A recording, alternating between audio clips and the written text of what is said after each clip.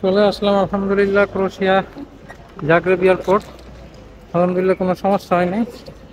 সিম কিনলাম একটা 6.5 ইউরো দিয়ে, $100 ইনভেস্ট করে নিলাম।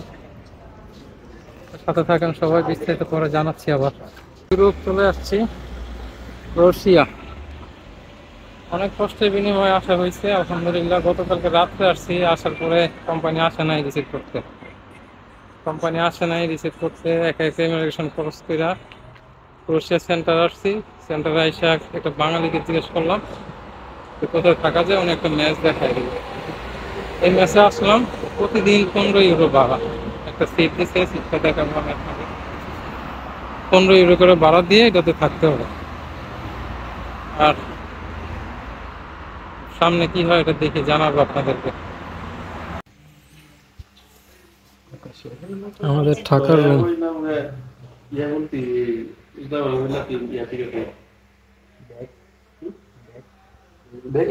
স্বপ্নের ইউরোপ, স্বপ্নের ক্রোয়েশিয়া। খুব জটিল অবস্থা, কোম্পানি ম্যাক্সিমামই রিসিভ করে না মানুষকে, ম্যাক্সিমাম টিআরসি বানায় দেয় না। যারা খুব কষ্ট করে, যে লোকেরা আসছে বাইরে 5 দিন কাজ করছে, করার পরে কোম্পানি থেকে বের করে দিচ্ছে, টিআরসি বানায় দেয়নি। খুব সমস্যা ক্রোয়েশিয়া।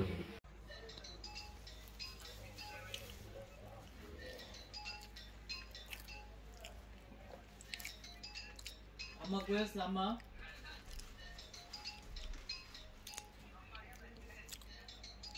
ama yang koyarsa. আর আম্মু